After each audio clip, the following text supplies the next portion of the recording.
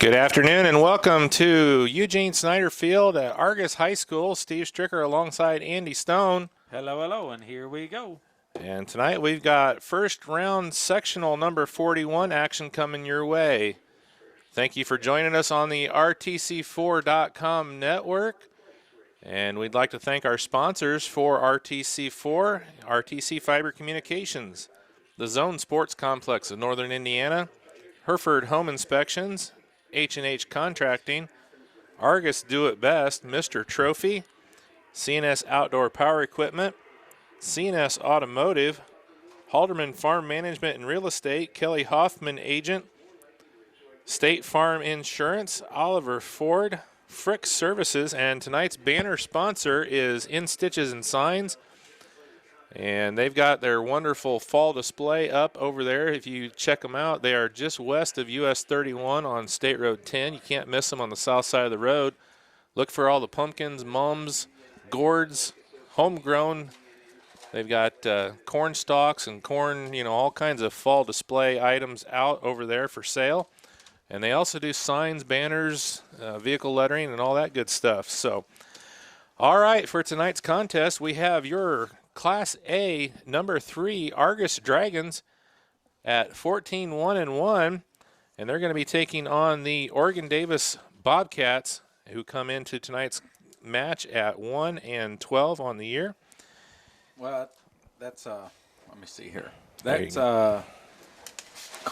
ranked third by the coaches poll. I'm not sure what Max Preps put them at. Well, they dropped to number 2. They were at number 1, and then after the CMA loss, that dropped them to number 2 in Max Preps. But still not doing too bad there either. This is going to be a little bit of an interesting night. You talked to the coach from Oregon Davis. They're actually playing with only 9 players. They've had some injuries and some other issues, and didn't have good numbers to start with, so. Yeah, they're starting the season with only 9, and then unfortunately some issues with an injury here, a broken foot and a concussion, and then a unfortunate red card has left them short of players. So we've got first round action here tonight. That's me. All right. So game number 1 is OD and Argus. And then following up, game number 2 here tonight is going to be Tippy Valley versus Bremen. And the 2 winners from these contests will meet on Wednesday at 5. And then 7 o'clock on Wednesday, Culver Community is going to be playing Lakeland Christian Academy for the other semifinal game. And then Saturday at 7 p.m. here at Argus is the championship for sectional number 41. Dragons looking to 6-peat in the sectional. They've won 5 in a row, looking to make it 6. And they will be hosting the regional here as well. And they're looking same number there. They've had 5 regional wins in a row, so they're trying to make it 6. And hopefully this year is the year they can break through that semi-state. I'd sure like to go back down to Indy and broadcast another game down there. That was pretty special in the spring when we did the girls basketball. Yeah, that would be rather nice for me. We had an unfortunate situation with a red card that really derailed our state run that year. So, well, we're going to let Brandon do the announcing. Ladies and gentlemen, this time we ask that you please rise, and gentlemen, kindly remove your caps as we honor America. All right, we're going to have the national anthem, and then we'll get our starting lineups and get set here for action from Argus in just a minute here.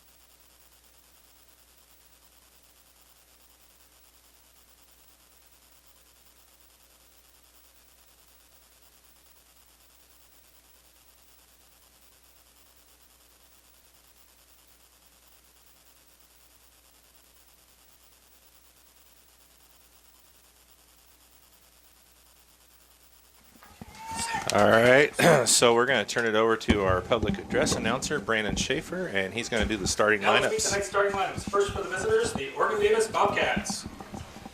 Number 4, Jonathan Clark. Number 6, Dennis Cooley. Number 9, Trevor Risner. Number 10, John Messer. Number 16, Tyler Ailes. Number 19, Ethan Netrauer. Number 33, Dalton Sawyer. Number 25, Tyler Snodgrass. And in the goal, wearing number 5, Garrett Snodgrass. The Bobcats are coached by John Kretschmar, and their record is 1-12. Now let's meet the starting lineup for the home team, the Argos Dragons. Wearing number 3, Sam Manikowski. Number 5, Lucas Vanderweel. Number 7, Vincent Stone. Number 8, Travis Tanner. Number 9, Zach Trump. Number 10, Owen Nifong. Number 11, Jonah Osborne. Number 12, Tim Allmeyer. Number 14, Tyler Betts. Number 16, Evan Johnson. Number 23, Dylan Ballinger.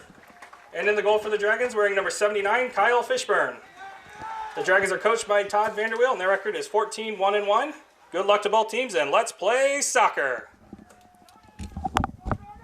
All right, so we're getting set here. Game number 1 is getting ready to kick at Eugene Snyder Field. We're overcast, cloudy day today, but it's not too bad as far as the temperature is probably in the mid-60s. Oh, it's gorgeous soccer weather. Perfect day for some soccer. No rain for once. It's been about 5 days where I think it seems like it's rained on and off all day long.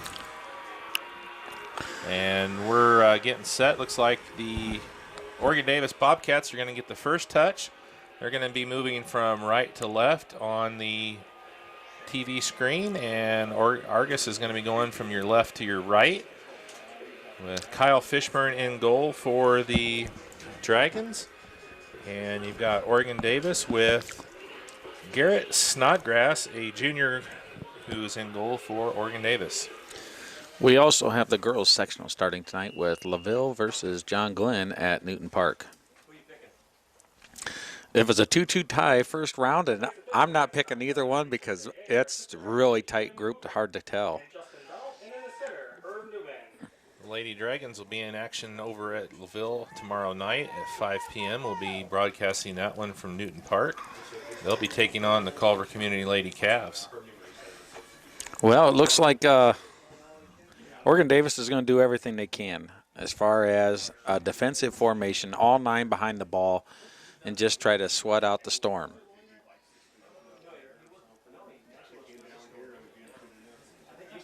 Allmeyer puts it wide. Tanner to Stone. Stone looks. Stone's going to come back towards the middle. Gives a good through ball, and it's kicked out, and it's going to be corner kick.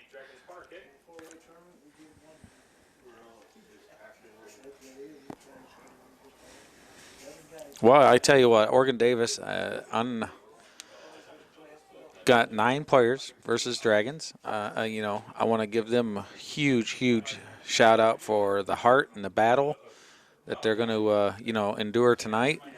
They're facing anywhere from number 1 in max preps or number 2 in max preps, number 3 in the coaches poll. Dragons coming in with only 1 loss, where they are with 1 victory the entire season. So you got to give them credit for coming out, battling. I mean, I've seen teams just pretty much forfeit and not show up. So, it's one of those situations.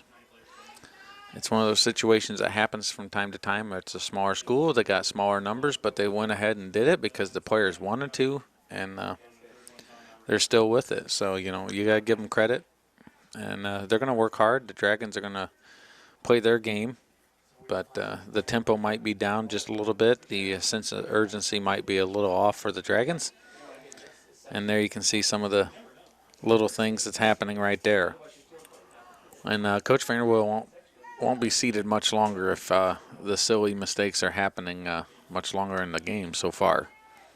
Well, this could actually work against the Dragons as far as, future games down the road, just because if they don't get out and get really rolling, in this game, then it's going to be harder. The next game is going to be basically like the first game. So Well, yeah, you get kind of a lull and lackadaisical because the first game might be real easy, and that we don't want to see that happen. We don't want to see that happen with the girls program either. You want to see them come out and play their games. So, but I don't say that this is what happened, but the girls in semi-state had a pretty easy run at it, and a lot of girls got to play, and I think it kind of bit them a little bit maybe when they went to the state championship game because they got punched in the mouth a little bit. But the first quarter we were up, and we weren't playing real smooth, but we were still ahead. And then all of a sudden that second quarter killed us. Here's a nice through ball to Stone. Stone's going to have the wheels, cuts back across, looks, cuts across and gives an assist up. And Vanderweel with the shot, straight to the keeper. Now, if it was me, and I'm a greedy guy, which I was a striker, I would have curled that left footer right in the corner instead of passing it square over to Vanderweel. But Stone is a very, very unselfish player, and he likes to, as they say, share the wealth. So Osborne keeps it in. Stone gives it over to Nifong. Nifong turns back, gives it over to Betts. Good rotation out of the Dragons. Goes wide to Tanner.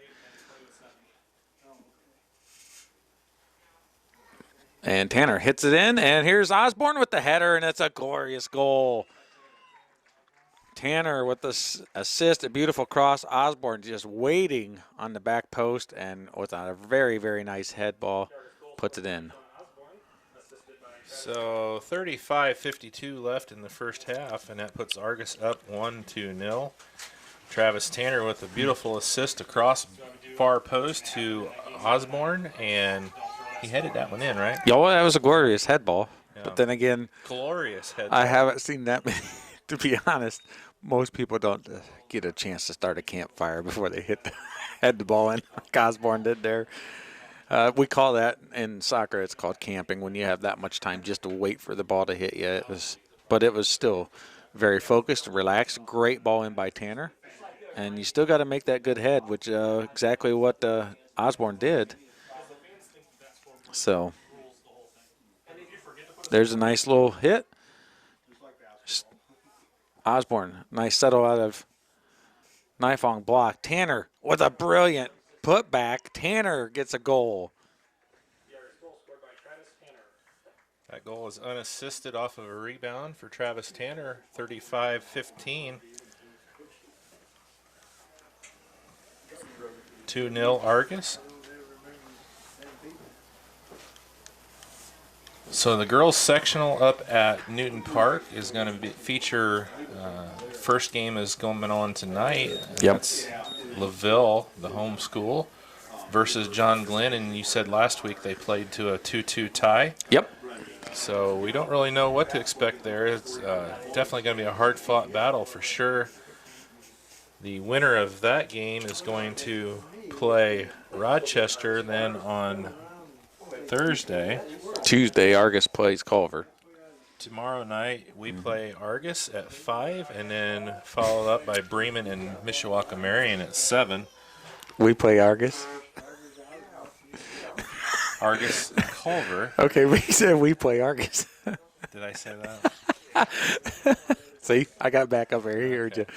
No, it's all good. Yeah, I mean. Culver and Argus are playing at 5. I must have reverted about 20 years back or something there for a minute. And Bremen and Marion. So the Culver Argus winner will play the Bremen Marion winner, and the Glen LaVille winner tonight will play Rochester then on Thursday. So it ought to be a good sectional up there at LaVille. It's hard to really pick out who's the favorite for that sectional. I would say probably the two winners between Marion and Argus, and assuming that Argus and Marion both move on, and then LaVille or Glen would probably be one of the favorites. Oh, yeah. It's going to be a very tough contest no matter what. That's a much more even scale for the girls than there is with the boys. Oh, what a through ball by Stone. Tanner, shot, and it's saved.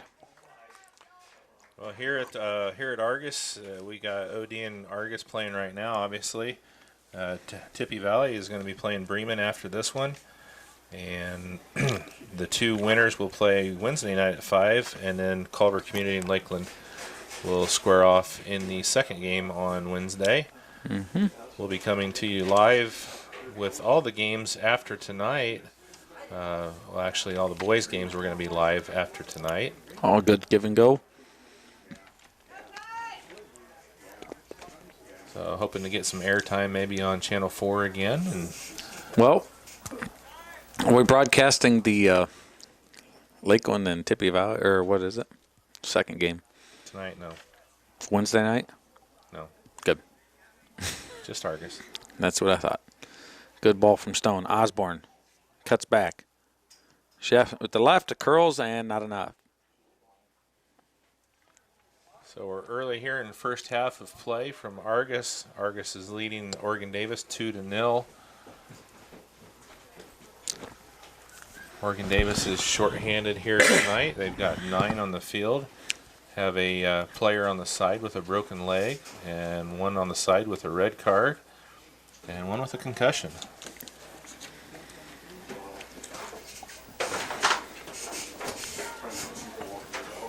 Stone with the square ball. Excuse me. Ball's taken away.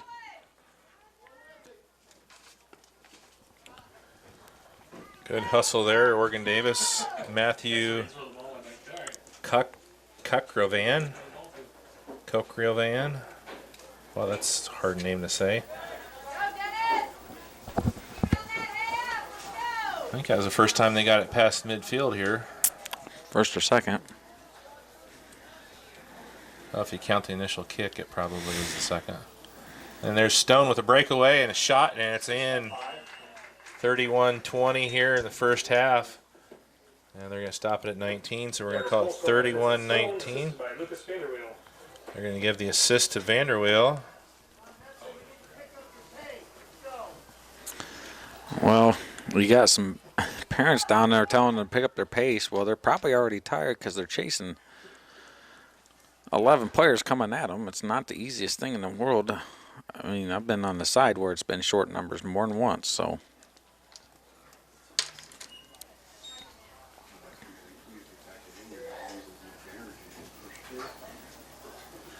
Well, you've seen it, in basketball. I've been on 5-on-4, is one thing, but when you're playing 11-on-9, With this down, amount of space. yeah, and no subs. Yeah.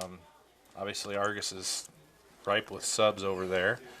So it's, huge uphill battle. Already down 3-0, less than 10 minutes to go, or out of the game.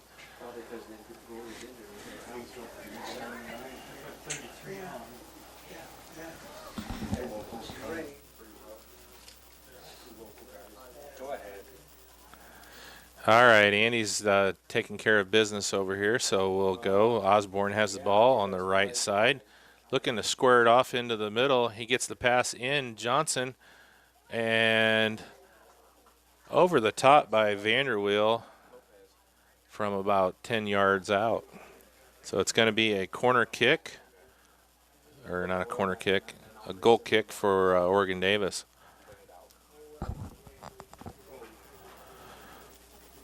30 minutes left here in the first half of play. 3-0, Argus with the lead. And Argus gets the ball up there. Nifong can't hold on to it. Allmeyer gets it at midfield. Allmeyer gets it over, and that pass is picked off. Ballinger gets to touch the ball. Ballinger up ahead to Stone. Stone gets it over to Vanderweel. Back over to Stone. Stone's working down the left side of the field. He makes a nice in move and tries to get the pass over to Nifong, and it gets kicked out of bounds by number 4, Jonathan Clark of Oregon Davis. So it's going to be a corner kick for Argus on the far side. All right, I'm back. Sorry. That's all right. Hey, God, You've left me hanging before. that's all right. You left my wife hanging out here the other day, so. Yeah, she did a good job. And there's Shot, a shot. and it's saved. Wow. That thing dribbled right down the line of the goal and did not go in. Shot blocked. Vanderweel took a quick left footer and a great save out of the keeper. It was like there was a plexiglass wall right there after he hit that. Stone has it. Gives the ball wide to Tanner. Tanner with the heavy touch. Still stayed in, and it's going to be a corner kick for the Dragons. Clark hits it out for Oregon Davis again. Snodgrass. There's a couple of players for England. Snodgrass. Header by Stone, and it goes wide.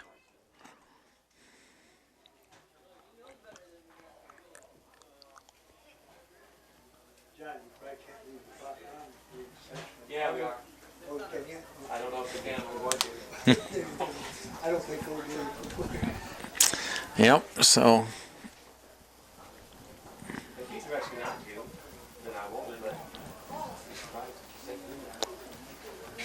Vanderweel going to run through and cleared out by the keeper. Osborne goes around him. Goes around another. Square to Stone. Stone with a post shot. Tanner with the rebound and another post. A little bit of ping pong action going on there with the Dragons. Two hard shots by the Dragons right off of the post. Unable to punch that one in.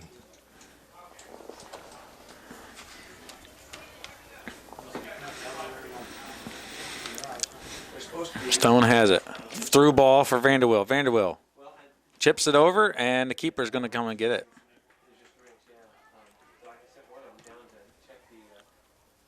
I got two boys that didn't sign up, but they wanted to do it. And I only had four, so I'm not going to pay you, but you can watch the game for me. And I sent one of them to go down and see if we can have food and help out.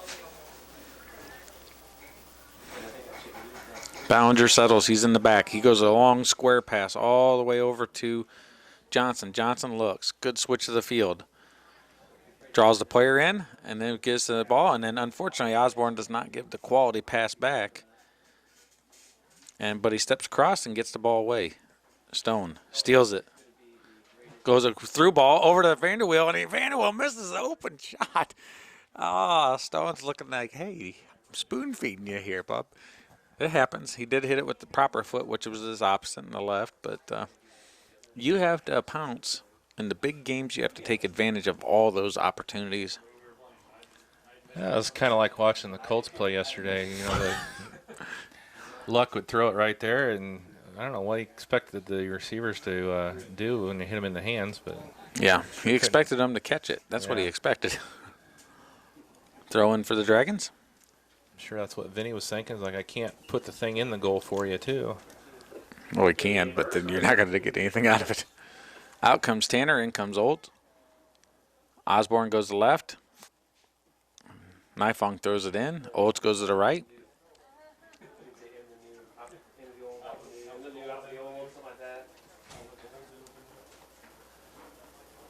Good ball from there. Stone, 45, right to Betts. Betts with the high hit. And that's good for 3 points, but we're not playing that. Well, actually, it'd have been wide. Finkel laces out. Oh, boy. It's still first half. It is first half. Hit. Olds settles. Ball squared to Nifong. Nifong in the middle. Going to penetrate. Looks. Gives the ball to Vanderweel. Back out to Nifong. Good little transition play. Ooh, Nifong taken out. Nice little hit. And Ballinger's coming to take the chip. Nifong's like, ugh, I don't feel good. Moving a little slow, a little sluggish. Ballinger. Oh, that's a good ball in, and it's headed out. Betts settles. Shot, and it's just off the mark. A nice little shot from Tyler Betts. He had an open goal basically on the right side. If he could have got it inside the post there. Post there, yeah. Goalie wasn't reacting very quickly. But here comes Snodgrass, hits it out. Goes through everyone. Olds gets it. Puts it up to Stone in the middle. Stone's looking. Feeds it to Vanderbilt through 3, and Vanderbilt doesn't get his touch on it. And it's going to be a corner kick. Have you seen that before where the goalie kicks it out and it goes all the way through everybody? I saw that a little bit this weekend there Didn't with see that at all yesterday, did you? the 12s there. Well, I saw it until their team decided to go after it. It happens. Nice hit. Straight to the keeper. Gets a nice catch, and he's going to hit it out.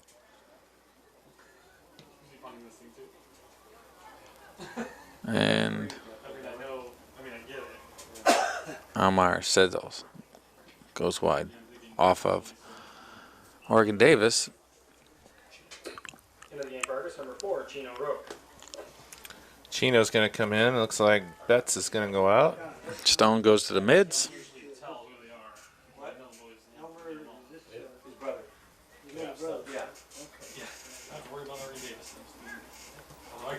Through ball way too heavy. Nice idea. Look.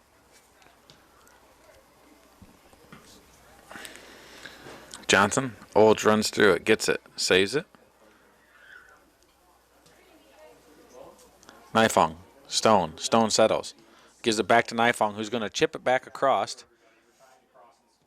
And there's a nice hit. Keeper knocks it out. Stone's going to settle and goes over to the opposite side for Johnson. Johnson hits it off, and here comes Nifong. Nifong turns left and misses. Good little play. Oh, speaking of part-time players, here's McKenna Stricker.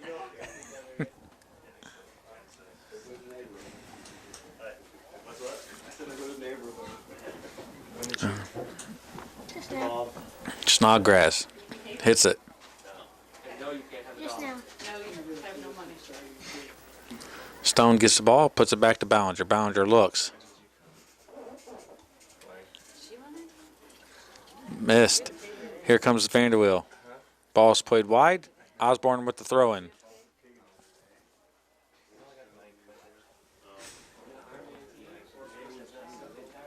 Stone has it.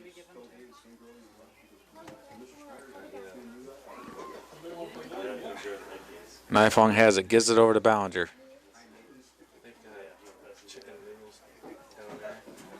Good ball through. Osborne. Heavy touch. Saves it. Keeper gets it.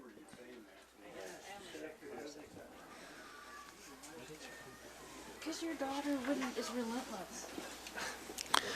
And story time over here by Carrie Stricker talking about how a 10-year-old can bully her into doing whatever, so. And she has no comment on that. Oh, boy. Can you hear me? Sure. Once you turn it up, I will. Okay, there we go. Now I can hear you. There you go. Oh, it's just weird because normally when I turn it down, I can't hear you. But I can hear you. You can hear me now. I could hear you before. All right. When mine was down, you It's because my voice carries. It's like angels. If that's what heaven's like, send me to hell.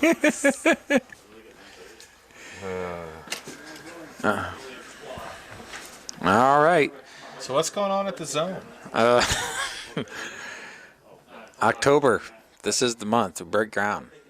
Can't wait. Futsal starts. We're doing one season. There's 2 on futsal on the wood floor, and then we'll be on the turf from then on out. Although there's a lot of groups that are wanting to keep the wood floor even when we have the turf available because they like the speed of play and the technical ability it promotes. Oh, and there's a shot wide by Osborne.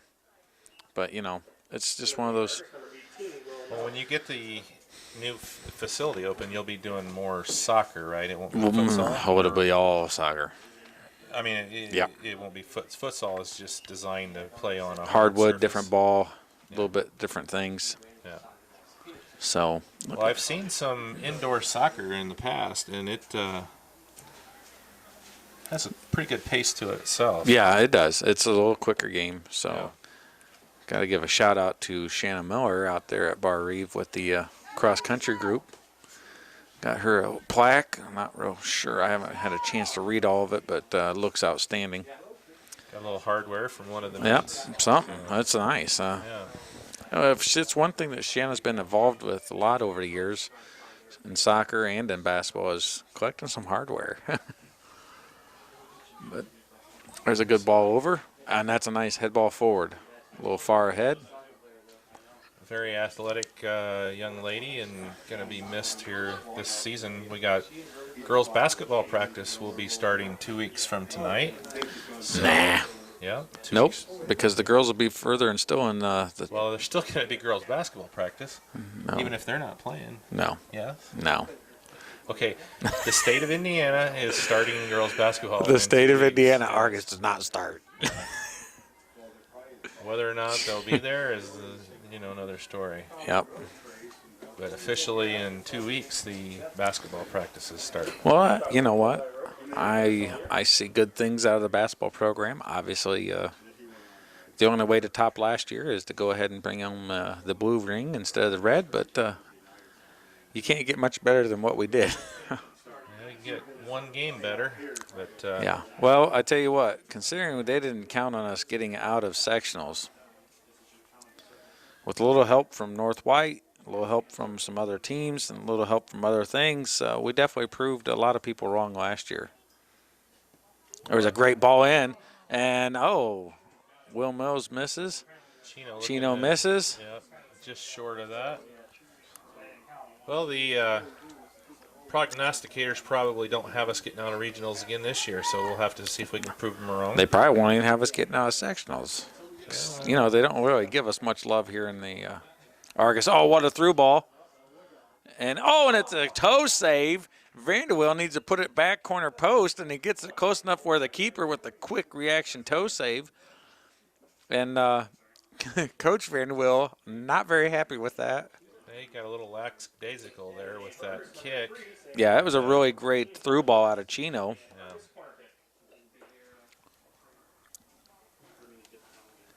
We're over halfway through the first half of play here, still 3-0. Stone tries the kick. Will Mills shoots. Gives it over to Vanderwill. Vanderwill gives a Chino. Chino chips it up. Vanderwill with the header. And it's straight save to the keeper again.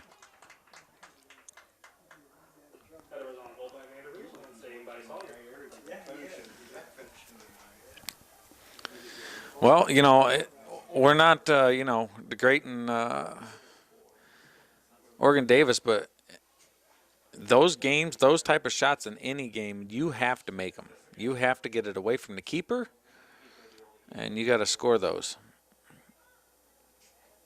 Trump keeps going. Trump shoots with his left, and just off the mark.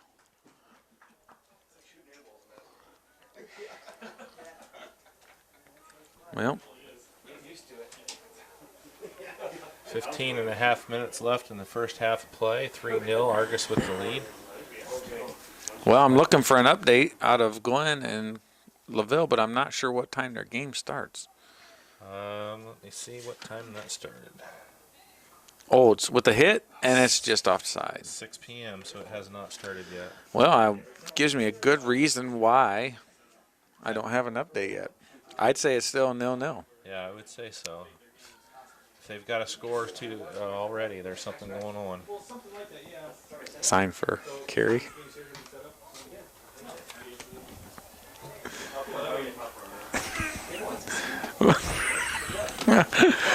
Oh, boy.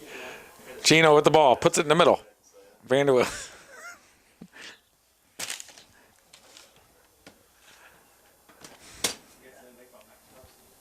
Ball. We got a disgruntled fan over here in the corner. I don't know what her deal is. She's gone crazy. No reason there. A header off of Chino. Oh. And a good save by the goalkeeper, Snodgrass. I'll tell you what, he's doing very well. He's under a lot of pressure. So he's doing very well, and he's battling, so. He seems very relaxed back there. Sawyer is actually the goalie. Oh, Sawyer's the goalie? Okay. Oh, okay, it's just labeled wrong. Dalton Sawyer, okay. Okay, let's see here. Oh, he's got changes. All right, so we can get this correct. 33 is Okay, and Matthew, number 5. Okay, awesome. I announced it wrong when we started, so. That's all good. We got the field. We don't have the crew, right? All right. We got the best field. We don't have the best crew. It's just how it is. So the keeper is Dalton Sawyer, who's also a junior. Yep. He's And wearing- number 5 is actually. Number 5 was actually Snodgrass. Number 5 is Snodgrass. Yeah, because Kokovan is the one with the red card. Okay, so 5 is not playing. Well, 5 is playing, but 5 is Snodgrass. Garrett or Tyler? Yeah, sure. Garrett. Because he was the keeper. Sure. I just said. Okay. All right, clear. Ball's in the middle. Will Mills puts it back. Chino just turn and scores. Assist from Will Mills. And I'd say that's Will Mills' first varsity assist in his career. Got to give him a shout out. Nice ball in.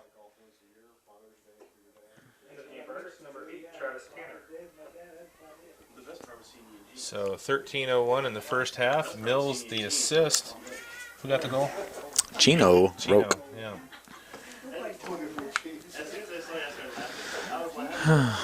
Assist Mills. Assist Mills. Chino with the goal. 4-0 Argus.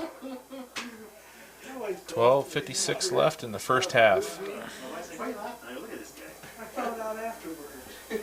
Mills puts the ball on Vanderwill. Vanderwill, it's a little spin. Turns it wide. Mills looks. He's going to be relaxed and comes across it. Shields the ball. Stone covers, gets it over to Vanderwill. Vanderwill turns, crosses. Chino's going to miss. Not going to be able to get to height-wise. Is that a height joke? It was a small one.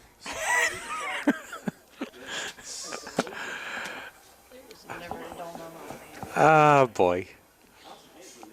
You think if Scott ever listened to these, he'd still be paying us? Does he pay us? Ah, boy. It is quality TV, entertainment, live on the internet. Chino settles. Gives the ball over to Vanderbilt. Vanderbilt turns. It's broken up. Tanner heads it in. Vanderbilt settles. Goes out wide. Travis Tanner has it. Looking. Stone tells him where he wants it. Gets it blocked. Drops back to Manikowski. Manikowski with the touch. Gives a nice little ball over to Betts. Betts to Tanner. To Stone. Using the triangle formation. Here comes Johnson. Steps up. Gives it back over to Betts. Betts with the touch and goes for a long distance shot. A little ambitious, and keeper saves it.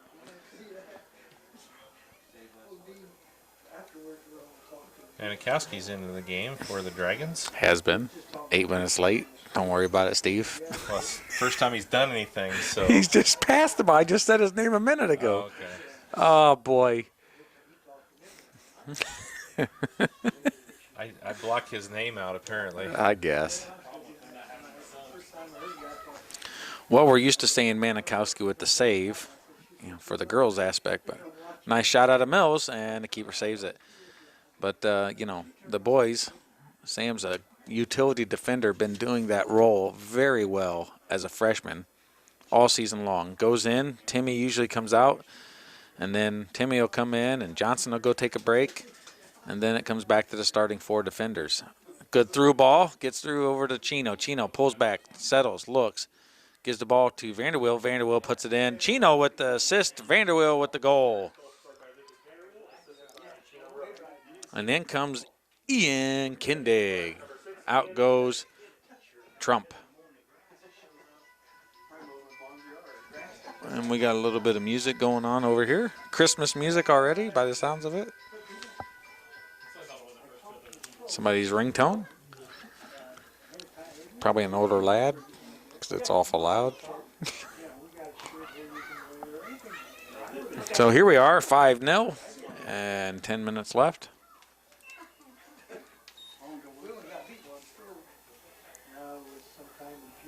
No, I'm going to commentate because I'm having fun.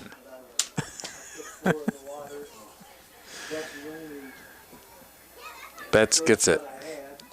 Puts it up. Mills on the right. Good ball in to Vanderweel. Nice ball in from Mills. Vanderweel at the touch, and it gets broken up.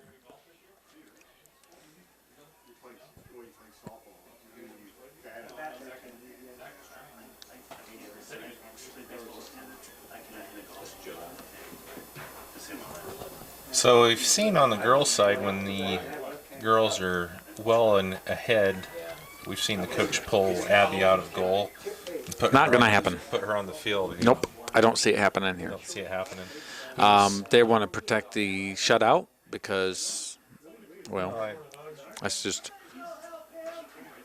Who's the goalie in waiting, I guess you would say, for the Dragons? Brody Bennett, or actually Colton Markley as a 8th grader.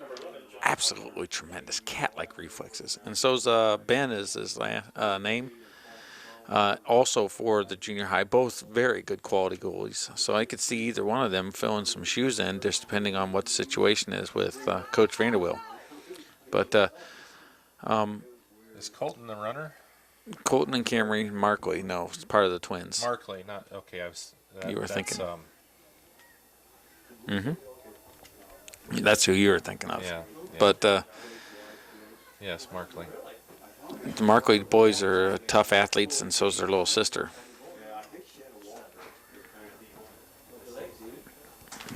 Keepers are typically not very many. Not very many. Morgan Davis player caught one in the place you don't want to catch one. Yep. Dylan Ballinger puts it out and helps him along. Good sportsmanship out of Ballinger, letting him breathe for a second. Caught one in the lower abdomen area. And not feeling so hot right now. Ay, ay, ay.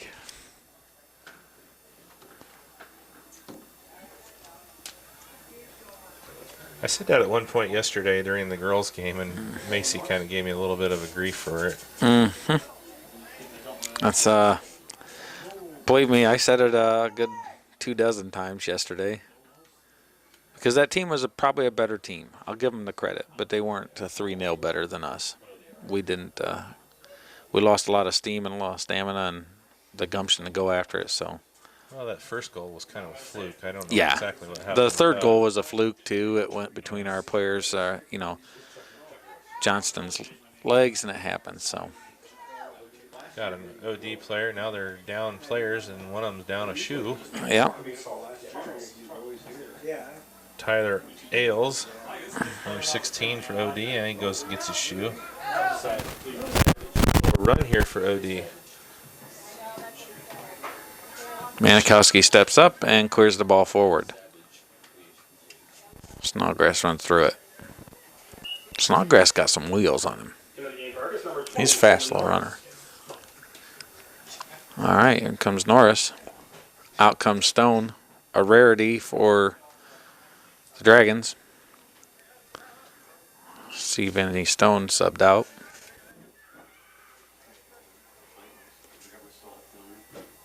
Ball's played up to Norris. Out of bounds, Norris throwing. Your other job is to remind me when we get close to 2 minutes. And it's thrown in and out of bounds. Don't think that ever even hit in bounds. Yeah, it did. One bounce, or it would have been a rethrow if it didn't. Ballinger puts it up to Betts. Betts looks. Gives it to Chino. Chino looks back to Betts. Back to Chino. Here comes Mills. Mills with the left. And he can't get to it. And it's out of bounds. And it's going to be a goal kick. I'd like to see him just swing with that left and try to chip it back across the goal. Well, he had a big Morgan Davis player on his left side that was Yeah. kind of hindering that a little bit. What do you say? You got to be faster. That's what a coach would. That's what I say. Hey, get in front, take a step, go for it. Nothing else can go down and possibly get a kick.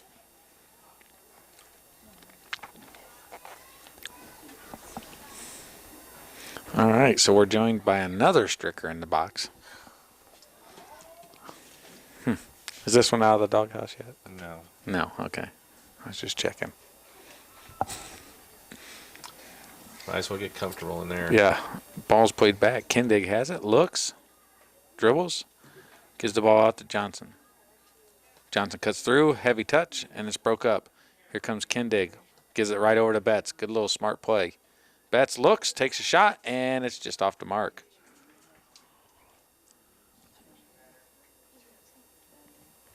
So we want to give thanks to the ball boys. I see DJ and Redinger and Gabe, and I think it's Brady over there on the far side helping out with the ball boy duties tonight. Good play. Norris breaks it up. Good little work. Gives it over to Mills. Mills turns, square. Gives it to Betts. Nice play.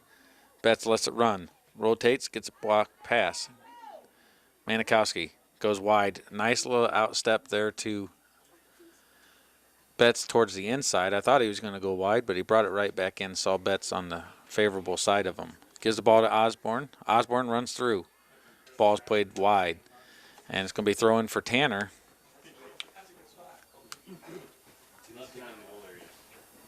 Back to Tanner. Tanner crosses. Oh, and it's a good ball in. And unfortunately, it is a little too high for Osborne. Kindig breaks the play up. And it's going to be a throw-in for the Dragons. Goes off of OD.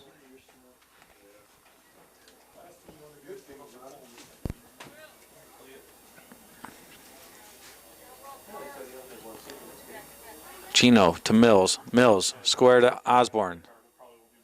Osborne loses it, and that becomes Norris. Back over to Osborne.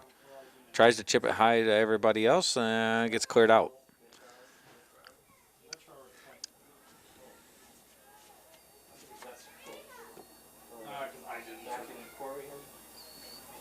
Thrown in. Mills fakes. Gives the ball back. Looks over. Crosses with his left. Right to Osborne. A slip keeps it out.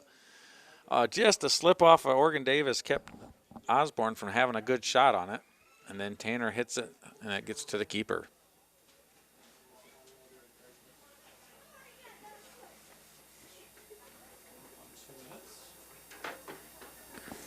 So here we are, 2:34 left in the first half. 5-0 by the Dragons.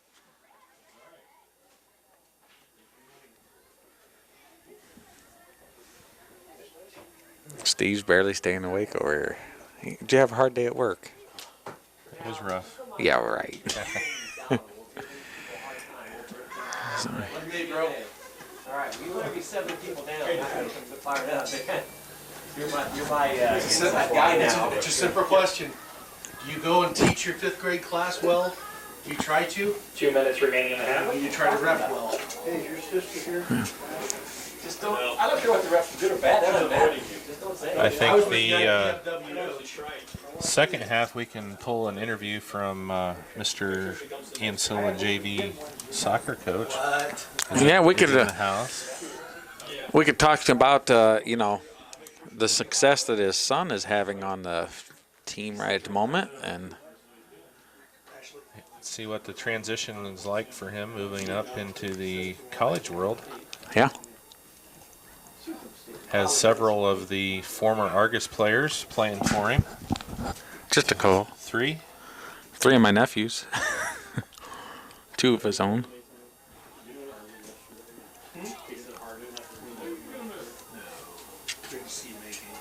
Oh, Betts with the left, trying a one-step volley shot there. It's very difficult technique. And as you can see the result, just a bit outside, as Bob Euchre said. We are under a minute left here in the first half, 5-0. Argos with the lead. Settled. Tanner with the chest. Hits it forward. Tanner. And it's going to be a corner kick for the Dragons.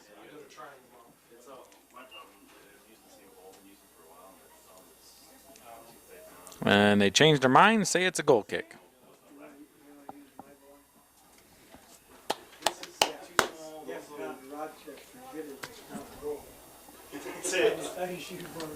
That's 15 seconds left. In the first. You have the unofficial stats? Yes, 5-0. Stone with another assist. 5, 4. No, Stone with a goal. Oh, a Stone with the goal assisted by Vanderbilt. Okay, I got it. All right, that's unofficial. That's unofficial. That's Unofficial. Gonna do it for the first half of play here. Argus is up 5-0 over Oregon Davis. We're going to take a break, and we'll be back here in just a few moments for second half action here from sectional 41 from Eugene Snyder Field. Steve's raring to go. All right, unofficial scoring for the first half. Argus opened up with Osborne scoring off of a Tanner assist at 35-52. Tanner was unassisted on a rebound at 35-15 to make it 2-0. Stone got a goal with an assist from Vanderweel at 31-19 to make it 3-0. Chino got a goal at 13:01 off of a Mills assist to make it 4-0. And then the last goal was at 10:21, and that was a Vanderweel goal coming off of a Chino assist. And that's where we set at the half. It's 5-0, Argus with the lead. And we switched Stones out now. We got rid of Andy. Yeah, it'll be a lot more quiet now. And we A lot less talk we going on. picked up Joe. So, well, Joe, Vinny's had a decent little senior season going on. Yeah, he's doing quite well. Very happy. You know, this is one of those games here tonight. You're playing a team that's two men down. And obviously, they've only won one game all season, but you know, it's kind of tricky because you don't want to run things up, but you also got to work on your stuff that you need to do. Yeah, this is a good time for Todd to put kids in to get them a little experience. Some of the freshmen and some other kids, let them play different positions they're not used to playing. As you can see here with the start, Vinny's going to be starting back at the left back, and usually Todd does that late in the game when he wants to keep his shutout, but here he's letting other kids play the center mid positions where they might be playing next year when he's gone. So let them get a little taste of what's coming up for the future. We saw that the other night with the senior night. 10 seniors here on the squad, so it's That's gonna big be, class, big class. Yeah, and they've been very successful with their all 4 years. They've won sectional, regional, and made it to semi-state. 3 previous years. So looking to see if they can do that and actually move past. Yeah, we got to get over that hump. You got to get over that Yeah. hump. I mean, we made it to the Final Four one time out of all these years, and then we've been getting beat the first round. But the good thing is this team, I mean, they're playing together. They're playing as a team. Not a lot of individuality going on here, so real fun to watch.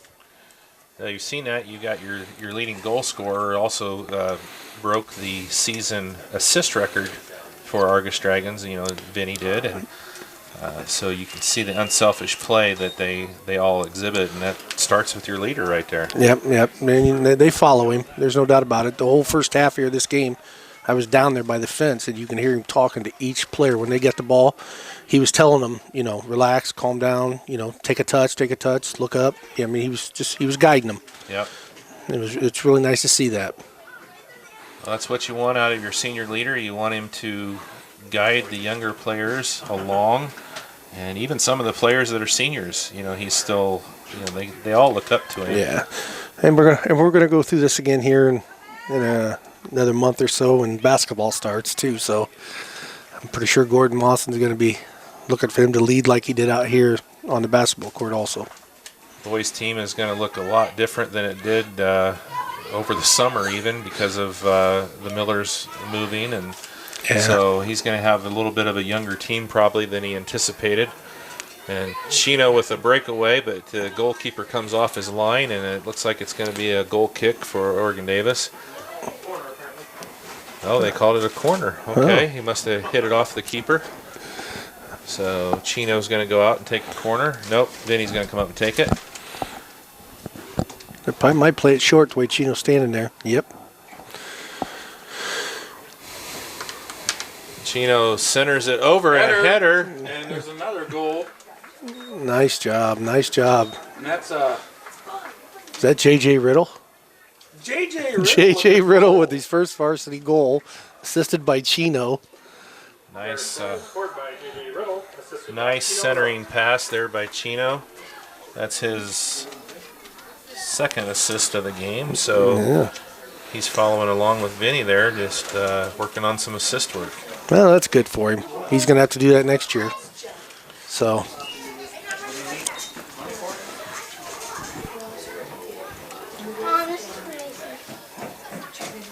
So how are things going up in Silaway for you?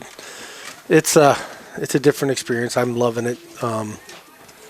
Coaching up there is very, very nice. The head coach, Dave Jacobs, he's easy to work with. He lets me run my own team the way I see fit, and and he gives me suggestions, and of course I take them. But he's just very knowledgeable, and it's fun. It's a whole different atmosphere than high school. All the kids are either freshman or sophomore that you have on your team. They're a year more mature, so you don't have all the drama sometimes, and you have no parents to ever have to worry about. So that's always a positive as a coach. So the kids work hard, and you tell them, and you stick to your word, and they listen, and it's just been real fun. I mean, I've really enjoyed it, and I've grown a lot, learned a lot. And that as a coach, it's one thing when you start thinking you know everything about the game, it's time to get out. Yeah. So Just when you think you know everything, that's when you realize that you don't know anything, really. yeah. So, do those players on your squad look to move up to varsity? Yes. Okay. And that's a good thing about it. Dave Jacobs and I, we talk before every practice and after every practice, and he always asks, all right, give me some names. Who's looking good for you, who's not, who's working hard, who's not, and I always give him a list of kids, and I let the kids know this, that I talk to Dave before every game, every practice, everything, and afterwards. And so the kids really work hard because they want to get on that first team. That first team is, I think, right now 14-1. They have one loss, and they're conference champs last year, looking to go for nationals this year. So those kids won on that team. So it's a battle, and that makes my job a lot easier because I don't ever have to get on them to work hard or anything like that because they're out there busting it, trying to get on that first team. So they can go back and forth at any particular game. Yep.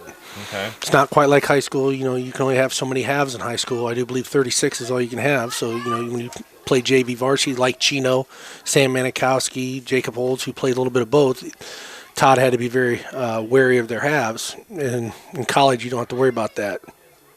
So that's a good thing about it. Thought it was just over the top by Crum. There was a little cross right there by Jacob Olds, and Matt Crum jumped up and tried to head it, but it was just a little bit out of his reach, went over top of the bar. So you've got two of your own Yes. playing for you, and then Yes. Spencer, who was a nephew from Andy's Yep. wife's side of the family. And how are those boys doing? They're doing really well. It's great. I mean, it's different when you go up there and you see all these other kids and how they've been coached through high school, and then you see how Todd and I coached these kids all the way up and through high school, and it's Argos is doing it right in our opinion, and in my opinion, and I can tell Spencer go set up a drill, he'll go set it up. I tell another kid what I want, and he just looks at me like I'm lost. So what we're doing here at Argos at the travel level and at the high school and junior high, it's all working, boys and girls. It's working. Well, yeah, we've talked about it, and of course, Andy's super involved, and you are as well, and Kelsey and all the people that are involved, clear down to the little kids. And when we moved to Argos, McKenna was in first grade, and she was already behind what some of the kids in first grade are doing in soccer, and it's she's caught up very quickly. Well, that's the thing. If she has a competent coach talking to her and teaching her at that age, and if she's willing to put the work in, she will catch up, and she'll catch up quick. Yeah.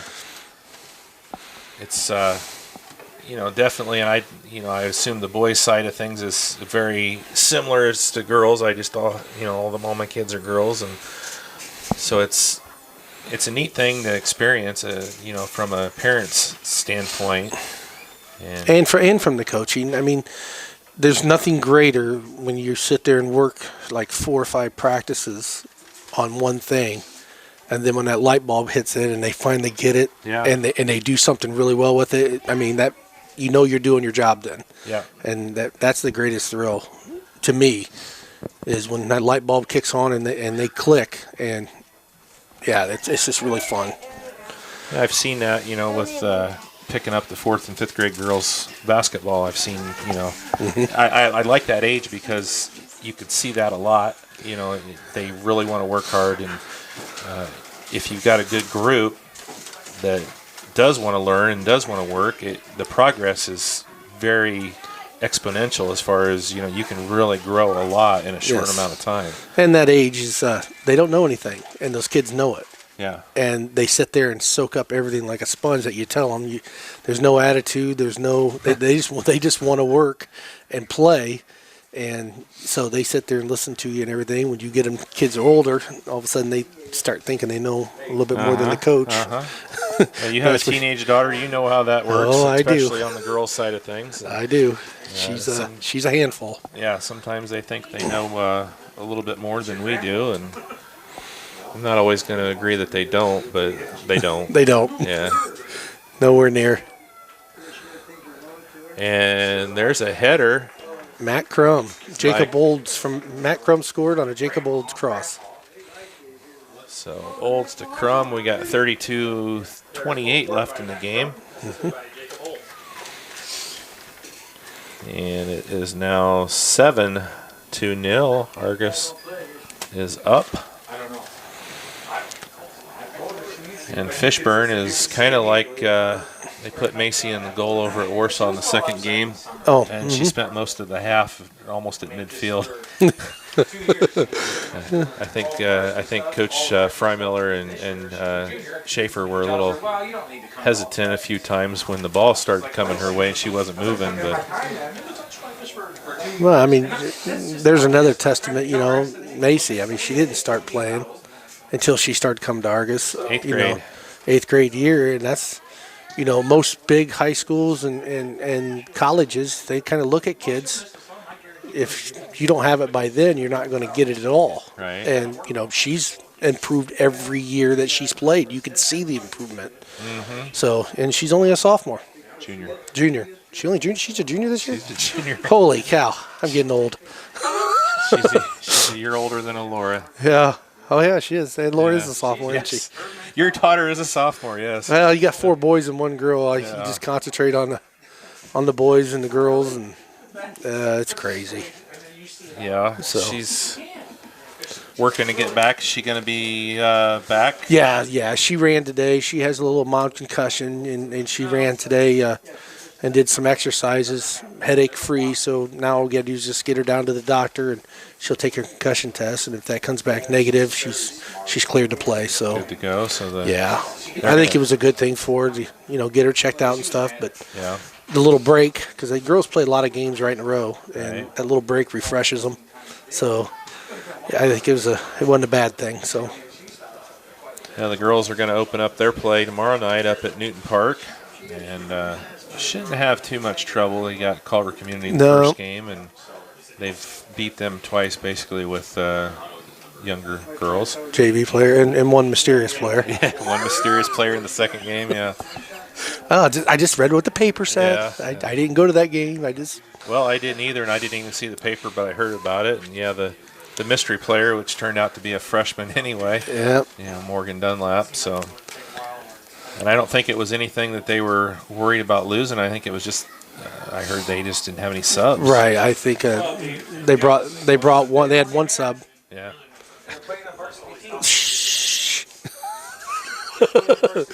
So, yeah, they only had one sub, and so they just decided to dress her so they'd have an extra player out there, and she just happened to be the one to score 2 goals and assist 1. So, unlucky, but there was nothing wrong with it.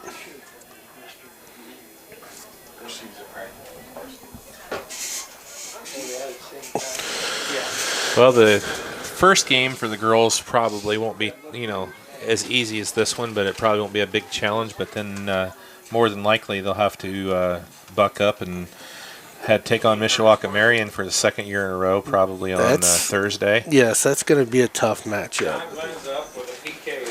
I know Marion is record-wise probably not as good as they were last year.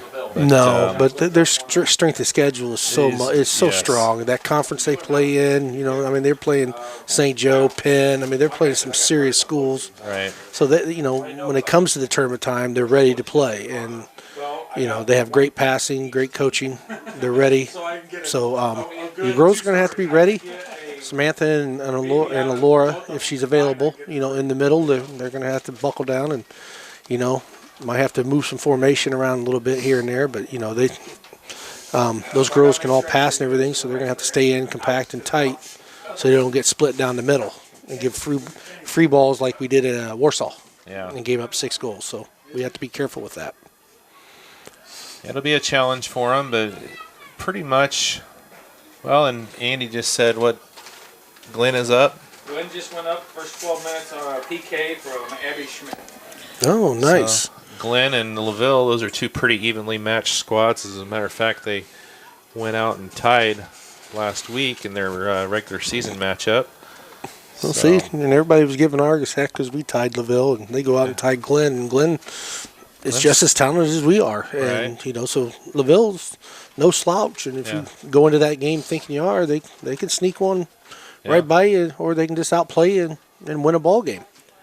Well, they got some pretty good forwards in the Ashenbrenner sisters, and Haley Cox really impressed me up there when we were playing them as far as a defender. She's a tough, hard-nosed defender for the Lady Lancers. Yeah, and this is where Andy and I get to, beat our chest a little bit. Haley Cox plays for me, and the Ashenbrenner twins girls play for Andy, so on the travel. So that's where we come in, and, we'll take anybody. We don't care what school they're from. They come here, they want to learn, and we're going to teach them, and we're going to teach them the right way. Well, there's several from Glenn that are playing on Andy's. Yeah, there's several from Glenn. I have Abby Griffith and Delaney Kniser that plays with me from Glenn, and both of them are good players. They got better as the season went on in the travel, and we did have Julia Adams also, but she was always gone for choir or something. And we had one of the goalkeepers from the girls that we're going to be playing possibly Thursday if we get by Culver on Tuesday. Gracie Cavanaugh, she's the goalkeeper now for Mishawaka Marion, and she drove all the way down from Mishawaka Marion from South Bend. Her dad brought her down and played soccer here at Argos FC for my U16 team, and she did a great job. We were in State Cup last year down in Columbus, Indiana, and she scored the very first goal for us against a very good Crown Point team that beat us earlier in the season. So she's a good player. Well, that says something about what you've got going on here when you can get people from the South Bend area to come down and play, with all the programs they've got up there with Junior Irish and Echo and all those guys. And the Invaders. Yeah, it's definitely says something about you guys' program down here. Got good coaching down here. It's cheap. We charge $100 where they charge a lot more. And we're non-paid coaches. They all get paid. So it's all about the W with them, and it's about teaching with us the right way. Right. So. Well, it's I've found that out with Macy in basketball, and it's all about finding the right fit. And we go clear down to Indianapolis for her basketball, just because that's the right fit for her. Right. That's a long drive, but if she's enjoying it and she's getting something out of it, it's worth every penny that you spend. It's worth all the time that you drive down, and it's worth all the effort that you guys put in for her. I mean, I did the same thing with Vinny. I put in a lot of effort between travel soccer, going down to FC Indiana to make him better, sending him to IU soccer camps to make him better, so those college coaches recognize that, and it helps pay for his college. So spend a little now and saves a lot in the end. And he's got big things on his horizon. Yeah, I mean, there's Ancilla's really wanting him bad, and they want him to play for a year and then transfer to a D1 school. Michigan State, Indiana was 2 of them. IPFW, another one, was looking at him. They come over last Thursday night, the CMA game, to watch him play. Yeah.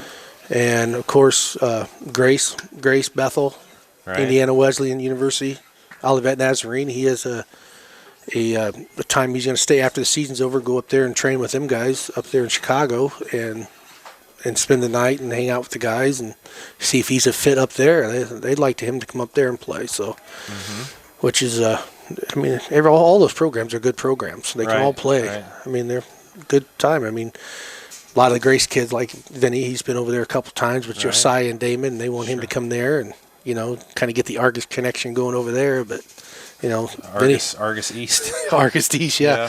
So, but he's just weighing his options. He's not making any big decisions. He's already had one offer, University of Indianapolis. They offered him, a good offer to come down there and play. And he just told him, it's a great offer and everything like that, but I just want to weigh my options and let everybody put everything on the plate and see what I have. Right. So, which I'm happy. I mean, don't accept the very first one that comes running at you because you never know what you're going to get. So. Well, and that's the similar situation to what we were talking about. You got to find the right fit, and D1 doesn't necessarily always equal the right fit. We found that with our search with Macy, just meeting coaches and players and teams and locations, and there's a lot to it. There's a lot of on the basketball side, there's a lot of good basketball that's played Crossroads League with Goshen and Marion and Grace and St. Francis, and that is a tremendous level of basketball. You think, well, NAIA, well, it's some good players. I mean, there's a big drop off between Division I and NAIA, but it's not as big as everybody thinks. I mean, those players can play. They're just a little bit better at the small things and what the lower teams are. But every one of those kids, that if you're playing college ball these days, in 2016, if you're playing college ball, it don't matter if it's JUCO, NAIA, NCCAA, or NCAA, Division I, II, or III. You're a good player. Right. They just don't take anybody off the streets and just say, hey, you're going to play. I mean, you have to have talent. You have to have the dedication and the determination to play at that level. Yeah. Any of those. Well, we went to a St. Francis game last year, a preseason game, and they were playing D2 Walsh out of Canton, Ohio, and they hung right with those girls. Yes. So, I mean, it's, Well, it happened earlier this year. I think it was UEPUE over in Fort Wayne, and little St. Joe Division III out of Rensselaer, Indiana, went over there and beat them. Yeah. And they're in Division I. So, yeah. I mean, Ancilla went down to University of Indianapolis this year and scrimmaged them just for a scrimmage and lost 1-0. Yeah. So, I mean, this is just a little 2-year college versus a big 4-year college. And yeah. And, so. Trick play didn't go too well. Yeah, the trick play. Chino and Lucas Vanderbilt tried a little trick play over there in the corner flag, and Chino ended up slipping, knocking the ball out of bounds for a goal kick. Whoopsie. I don't know Chino really well, but he just looks like he's having a lot of fun out there. Chino is having a great time. I had Chino on my U14 travel team back in a couple years ago, him and Owen. And some of these kids, I mean, most of these kids I coached from or helped coach all the way up from U10, well, first and second grade, and kindergarten soccer, so out here. But, yeah, Chino is one of those players that he doesn't get frustrated. He works hard, and he tries to do the right things. Sometimes he gets that little greedy streak, but you know what? There's nothing wrong with that. Yeah. Some people say, you should have passed that one, shot that one. Well, I'm here to tell you, at the upper level, they want you to be greedy. Right. They want you greedy because, they have to score to win the games. So that's what they want you to do, be greedy. Well, and Andy and I have talked about that sometimes. You look at them and they're 18, 25 yards away and take that shot. Yeah. You never know what's going to happen, and sometimes they, want to get a little closer, and you can't always have a layup. Sometimes you need to take a three, to analogize it to basketball. But no, that's okay. It's a great analogy. So, but a lot of good things. Even if you miss the shot, some good things can come out of it. You're never going to score if you don't shoot. Right. Nothing bad's going to happen. No. I mean, most that's going to happen is you miss. Yeah. The other team gets the ball back. So that's not a bad thing. Oh, we're under 20 minutes to go here in this one. 7-0. Argos with the lead. And Oregon Davis is holding their own, I guess, for having nine considered. Yeah. For 9 kids out there, they're playing hard. And Todd has taken a lot of his starters out. Sure. And he's got a lot of the younger kids in there trying to play. And this is a great experience. This is most of these kids that are out there, some of them are all JV players. It's all they played, but they made the tournament team, and they are stoked. Yeah. There's a goal by Owen Nifong. Was there an assist on that? I couldn't tell. Goal scored by Owen Nifong. That's the one thing about when we're on this left end right here. I can't see through this very well. So 18:36 to go. Nifong with the goal makes it 8-0. You like that? He's got me saying nil. Yeah. He yelled at me when I said nothing, so I gotta say nil. So Hey, the good thing is you're not hearing brilliant right now, are you? oi, Oi, or brilliant. Oi. It's bloody brilliant. He's watching too many Liverpool videos at home and he's asleep. That's right. No, in the middle of the night, I wake up saying 9 PKs. He's still on the 9 PKs from his junior high game. Yeah. Poor guy. Yeah. That's got to be frustrating. But it wasn't just his team. No, it was Northridge and his team, and Yeah. they both missed 9 PKs in a game. So the 19th PK finally goes in. was the game winner. Yeah. So I couldn't handle the third round. I would have laughed. I think I would have, if I would have been coaching that team, I would have invited the coach over for a sarsaparilla and some popcorn. Just sat down Just sit there. here and see if anybody can ever make a PK. Yeah. Did they score another goal? Yes, J.J. Riddle. Riddle with another one? Yeah. No, not when the ball was played. It looks like Coleman Norris and Will Mills is about ready to enter the ball game. All right, Riddle with 2 goals now in this one. It's 8-0. 17:46 left to go. Isn't that kind of funny? I don't think he scored a single goal on JV. And comes down here the first varsity game he gets in, gets 2. Well, when you're playing with an upper level team, I guess, there's still a few of those varsity normals players in there. You got Tyler Betson, you got Zach, and you still got Vinny out there. Yeah. So, and they're teaching right now. This is a great teachable moment for these younger kids. Yep. And that's an avenue too. Once Vinny's playing days are done, I'm sure he'll probably end up following in your footsteps with the coaching and. He thinks he wants to go into sports marketing, so he might be a little busy. Yeah. compared to what I do. So, Yeah. but I hope he does. If he does it after college and he doesn't go on and play the next level, I hope he does get into coaching. I think he'll be a really good coach. He understands the game. His soccer IQ's very high, Right. and he loves teaching. So, Well, and I, don't want to get the cart in front of the horse, but I would venture to say there's a possibility that he may play beyond college. I hope so. He's- That's been his dream since he was a young kid. So There's, play at that next level, and that's why he's as good as he is, because he put in the hard work. So Right. I mean, when you're sitting there in the summertime and you're shooting soccer balls off the side of the liquor store, which is a brick wall, and they come out and tell you to quit because you're knocking bottles off the wall, So, it tells Please me, stop. please stop. You're breaking bottles. So, that tells me that that's awesome, because he really wants to go to that next level. Yeah. So, sit out in the backyard in the rain, and he'd sit there and juggle 500 times and just keep doing that, and then he'd come in and get something to eat and go back out. And so I tried Almost a retro.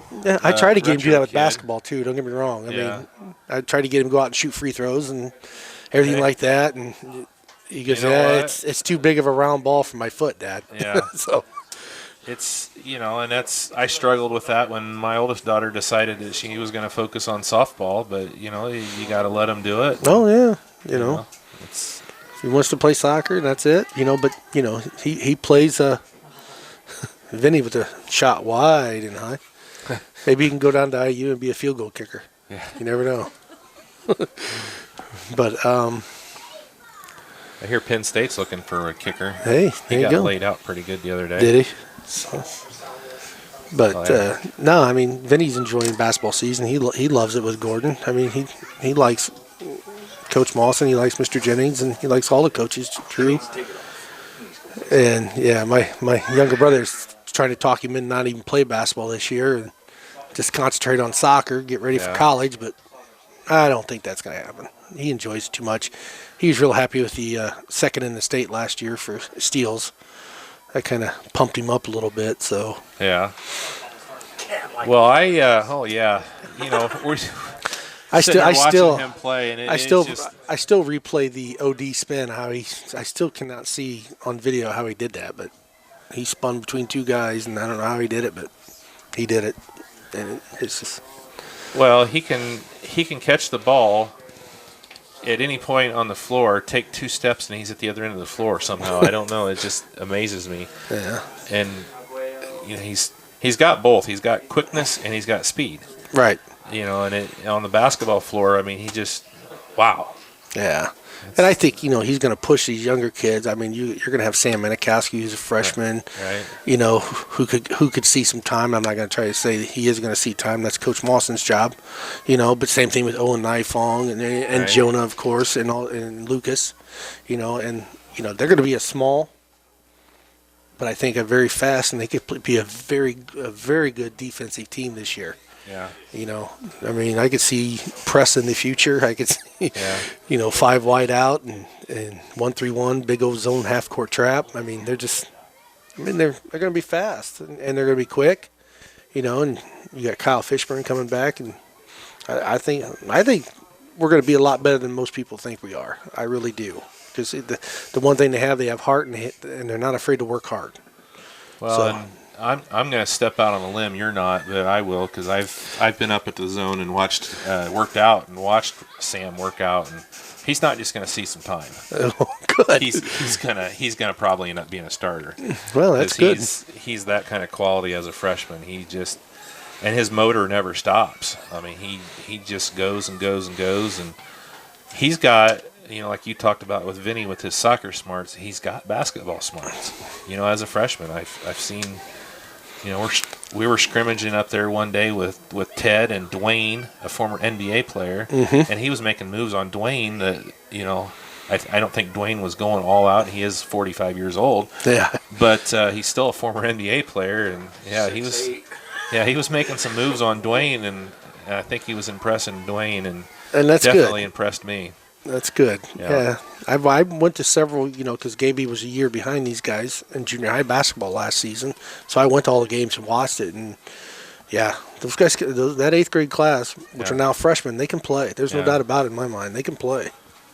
And he's been putting the time in. He's been going up and working out with Dwayne and Ted, quite regularly, except for, soccer's kind of held him back a little.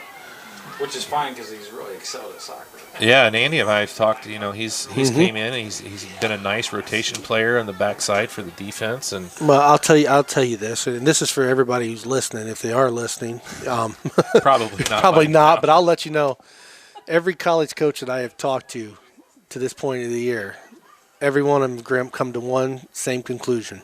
They love multiple sport athletes. Right. They love 2-3 sport athletes. Yep.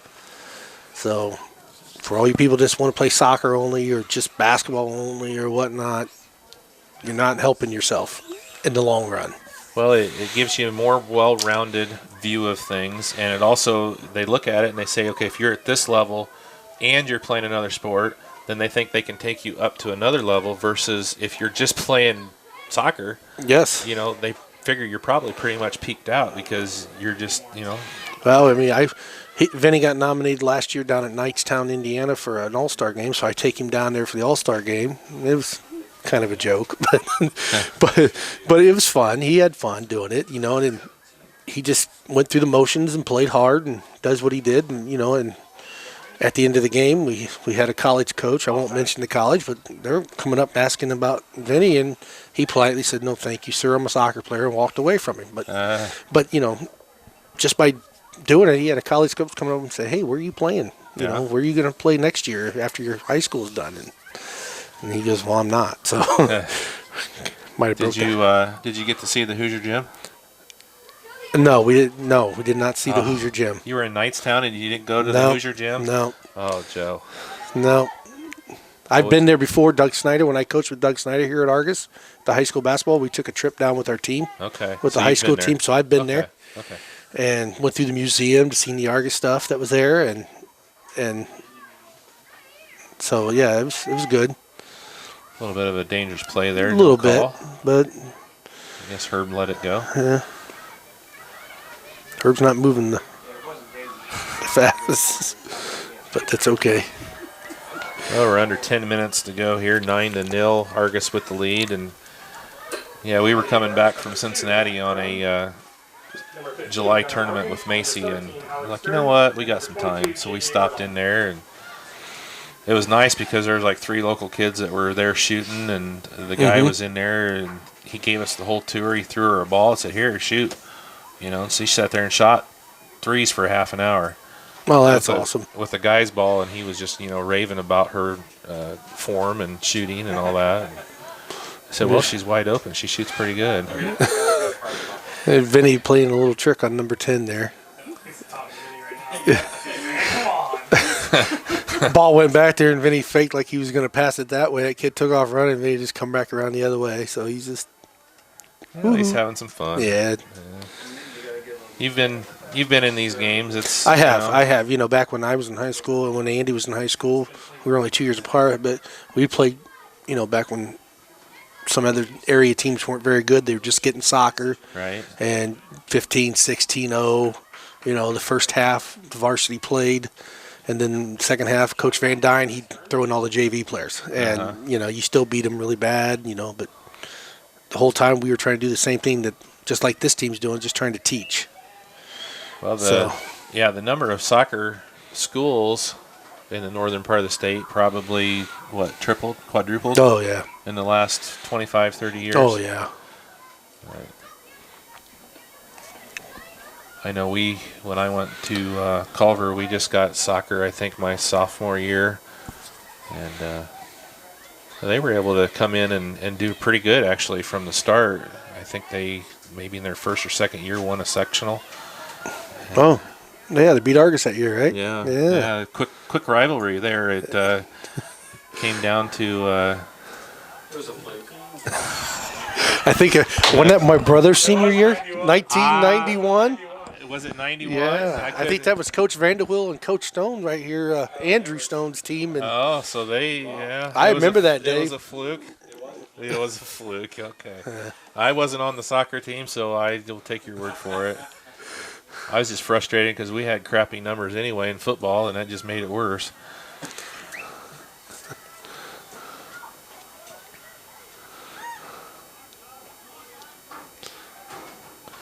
Seven minutes to go. I tell you what, Joe. Speaking of your brother, I'm going to let you get a little Joe and Andy time. I get enough of him. Every family reunion, Christmas gathering. All right, well, here we are with 6.5 to go. Dragons up 9-0.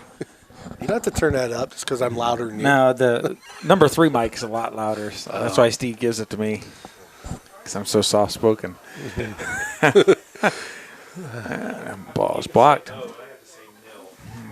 That's right. And he still says it incorrect. I know. He's young. 9-0, and it's just 9-0. But that's okay. We won't razz him too much. It's all about the education. We're teaching him. His daughter picks it up a lot quicker. I'm just happy that Steve even comes out here and does this. It's a great thing you guys do. So.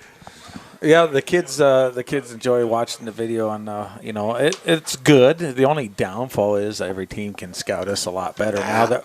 But really, when it comes to it, it's all for the better. And nice little shot by Gunnar Morgan there. So,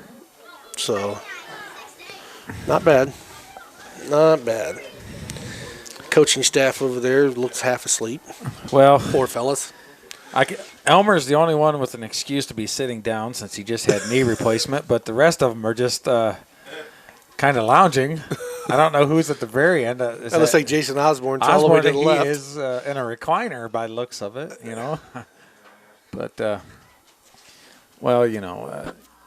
It's good. you got to give, we've talked before, you got to give Oregon Davis a ton of credit. They're working hard.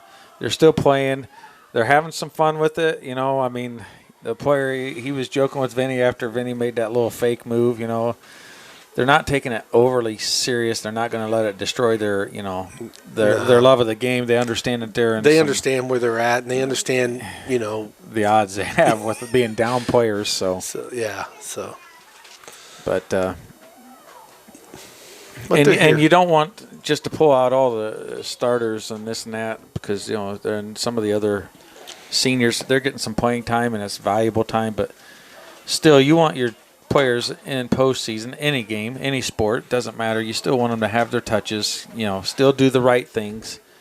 And this is where you really start to work as a team, and then you can improve on a little bit of the hand, gestures and giving the visual cues, so on and so forth. So you start reading each other better, and that's where Steve it and comes I from mean, this is why we leave those seniors in there, like Zach and Vinny and Tyler Betts, and Dylan when he's in there and stuff. But they're teaching these younger kids that don't get to play a whole bunch because they're freshmen, sophomore, and just got on the tournament team. Yeah. So this is where they come. They'll follow Vinny right here and just watch him, and they realize, oh, okay, it's that simple. And that they'll learn from that. Yeah, making it easy, working well, and that's just all part of the game. Steve's discussed it, but we've seen a few soccer games over the years, and we understand the programs, and it makes a difference. So, but actually, until the other day, I didn't realize Oregon Davis still had the varsity program. Not being mean, it's just the facts. It is a co-ed program. No, Matt Gantz was coaching it there for a while. Oh, I had to officiate a game for him the other day. Yeah, travel match. Yeah. Yeah, he's a Plymouth athlete, and he played soccer back when we played, when Plymouth was still playing in the spring. They was all spring. There was no rivalry for most. It was just a lot of chatter back and forth saying this or that. We played each other in the summertime, and they got ugly, but it wasn't bad. Yeah, but that was a little different than actual That's school. when Mr. Dragani and Jeff Odell and everybody got that game scheduled, and we had fun with it. It was a good time. But, Dragon's going to cruise in, nice through ball out of Mills. Morgan has it, hits it, and it's going to be out for a corner. Well, Alex, you're talking about Ancilla and the boys. He dropped the keys off, and he's overshooting on the goal over there. Yeah, I see. I see. Got his cousin Kelsey at the other end coaching the little girls. So, our niece and Alex's cousin. So, it's good to see that the reins are going from generation to generation. We talked about it. They asked about Vinny if possibly he coach. Joseph's done some coaching already. He coached with me one year, U14. Yep, and then he had fun doing it. Yeah, so, and Cody's helped with the high school program a year, too. And then, so, we like to see that the program's going to keep going. And little family tradition. Hopefully, they all still, as the older generation gets ready to call it quits. But, as they say, the legend Mr. Snyder said he wasn't going to coach anymore either. And, yeah, he's still coaching. He's still coaching girls basketball. He switches sports here and there, switches gender once in a while, but he's still coaching something. He's still involved in He doesn't switch. come on. So you guys silly. There's a good ball in, and it's knocked out. So Vinny tried to set JJ up for a hat trick. Yep. And then that's the thing. Vinny could have turned and had that yep, shot. And really that's why we talk about the unselfish play and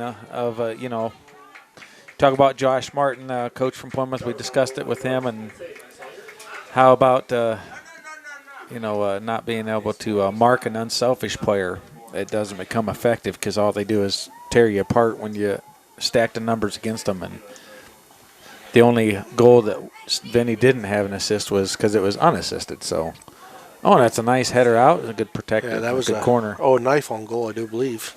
Yeah, he had a nice. Beautiful shot. Yep. Far post, settled it. Nifong was Played it definitely beautiful. had one of his best games that night just because it is such a rivalry. So 2 goals. Well, here we are, last 7 seconds. Clock's winding down. Stearns, the cameraman, the camera guru, is still battling. And he hits the ground at the end. And him and number 10 kind of get up, high-five each other, Yeah, shake hands. Messer, because, that's a good battle. And that's what the boys really like. They like a good, tough battle. They like to play hard. And you got to give it to Oregon Davis. They didn't give up. They worked hard. And 9-0 is really a respectable goal considering they only had 9 players. So with that, Steve's going to do the unofficial stats. Nope, Steve's waving it off. Well, I know that we got a shout out to Riddle, his first goals, his official goals. All right, I got the stats now. Here we go.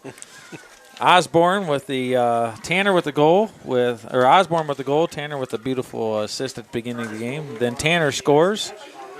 Vanderwill scores with Stone assist. No, Vanderwill assist with Stone goal. Assist goes to Mills with Chino. Then Chino to Vanderwill. Second half, Chino to Riddle with his first goal of high school varsity career. Olds to Crum. Then Nifong. And then Riddle again with a very smart play, getting his second goal. So there it is for the Dragons. But, well, we're going to call it quits for the evening, and we're going to be back tomorrow night at Newton Park covering the Lady Dragons as they go up against Culver. And you're going to have to text me how that game's going because I You're will gonna be be at in Trine University. So, the Ancilla. So. all right, so for Steve Stricker, Andy Stone, and Joey Stone, we're going to call it an evening from Eugene Snyder Field. Thank you and good night. Good night.